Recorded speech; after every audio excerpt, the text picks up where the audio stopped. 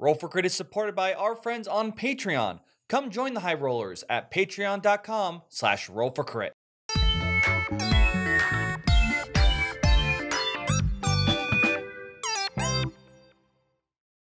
Hello everyone and welcome to this quick news roundup. We're actually here to talk about Hasbro and the news we've heard from their recent meeting with investors. You know, usually we expect to hear some cool things, maybe hints of what's going on, but there seem to be some major changes, I think, for us as tabletop players, in particular, those in the Magic community. Now, obviously, talk sales numbers, what's up and down, and Wizards of the Coast has been doing pretty well for them. So much so, it seems they're actually restructuring in a way such that there's going to be three main branches for Hasbro. One is going to be consumer products. This is going to be mostly they say things like Monopoly Entertainment and your figures with Transformers, G.I. Joe, etc. Another branch is going to be entertainment, which will be pretty much licensing out or making their own shows based on the properties they control. And finally, we have Wizards and Digital, which is pretty much going to be taking in Wizards of the Coast, which will be adapting D&D, Magic, and video games, including some other new games as well. It does sound like this is going to be much more of the branch where we'll see maybe middle range, not your monopolies and clues and stuff, though I haven't heard yet where Avalon Hill will land in this. I assume if the Wizards and Digital is going to be more of their focus, it's going to go back over there. It could stay in the consumer product thing where Monopoly and the figures are. Now, already this restructuring is interesting enough, but one of the big things that came up was that Wizards is going to start focusing on more properties, including entering more of the sci-fi realm. We know Wizards mostly for Dungeons and Dragons and Magic the Gathering, which is definitely much more of that fantasy theme. But what they announced with that to sort of show how they're going to focus more on other properties is they've got two other worlds coming into Magic the Gathering. Titled their new Universe Beyond set, they've announced Lord of the Rings and Warhammer 40K as coming to Magic the Gathering. As of now, we know that the Lord of the Rings will actually be a full set.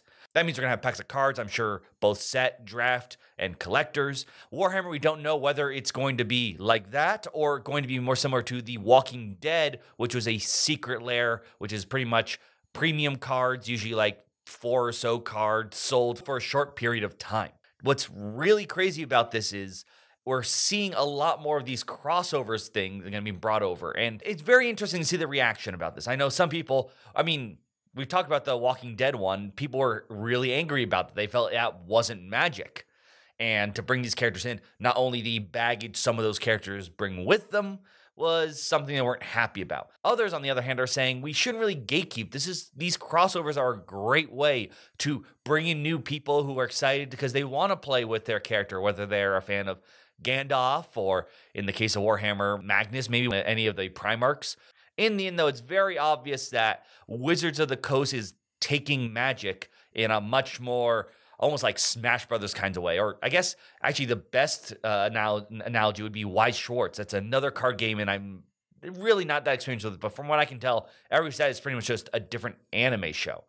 Now, whether they're going to do something like that, maybe if we can see anime characters in Magic, I don't know anymore. And because they're full sets now, not simply just secret lairs, is another big issue.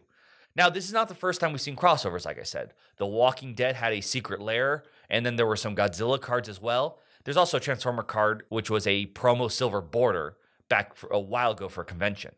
Now, the Godzilla cards and Walking Dead are a little different, and it seems we're going more towards Walking Dead. The Godzilla cards, while they had the name Godzilla, Rodan, were technically another card. So by the rules, if you can only have, for example, 4 copies of a card in your deck, Godzilla would count the same as the card that it's pretty much being altered art for. So it wasn't really saying Godzilla's in the world of Magic. It's almost as if when someone paints over a card because they want that character in there. The Walking Dead, however, were mechanically unique cards.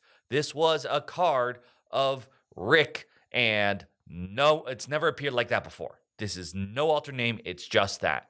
And of course, people, like I said, there's a lot of issues with The Walking Dead. They weren't happy that they had to, this is not Magic. This is not fantasy. This is yes, zombies exist in Magic, but this is a show, and not a show that I think has, at least back when they announced it, was huge. It's not like the obvious, they're announcing this because the new Marvel movie is coming out. Speaking of which, I'm sure that's already in the works. And it's obvious that not only because the Walking Dead one did sell very well, that they're going to do a lot more of these crossovers. And I'm sure a lot of people are worried, instead of getting Kaladesh, which was a Northern base set with Magic's own twist, Strixhaven, which is their own interpretation of Magic schools, are we just going to get like a Marvel set, then a Warhammer set, then a Transformers set? In fact, I'm sort of thinking now the Transformer card game was not only canceled because of COVID, but because they're like, let's just make it into a Magic set. So we actually may see Transformers come back to the TCG world, just not in their own rule set. Now, I've talked a lot about Magic, but I haven't really touched on what I think would be also really interesting is seeing them take these properties that they're going to Magic, but I think to the other tabletop properties Hasbro owns. I think we could see them trying a bit more with maybe making some Warhammer 40K games, or actually the big one, D&D. I mean, they probably look at Kickstarter, just like all of us, and see how a lot of people are like, here's my different rules for 5th edition. Whether it's on Kickstarter or maybe even just a fan-made version. Like, you know what? Why don't we make it official? People will obviously buy it. Why don't we make a Warhammer 40K D&D official book? And I think that's what I'm going to be a bit more excited about. And I understand people wanting to play with their things in Magic. I just feel like I don't know why it seems so weird to me, the idea of being like, all right, I'm going to cast a Gandalf and I'm going to equip him with Chaos Demon's Blessing or something. But I mean, it is going to be cool to probably see some of these cards come up. I just hope it doesn't take up too much of the year. There's only so many cards you can print.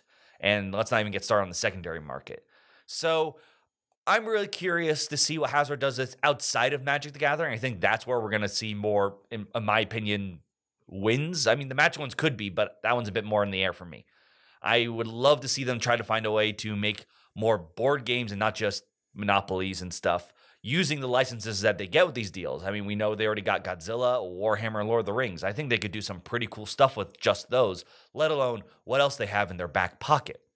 Let me know what your thoughts on this. Do you think that this is a great addition to Magic the Gathering? Do you think that this is going to hurt it in the long run? Do you think it's going to spread and we're going to get official D&D books for all these different properties and other board games? You can let me know in those comments down below. Thanks for listening, and this has been a Roll for Crit News Update. Never miss out by liking and subscribing, and you can also check out more on our Patreon. We do weekly podcasts on Patreon. Don't you want to sign up and hear more of our voices?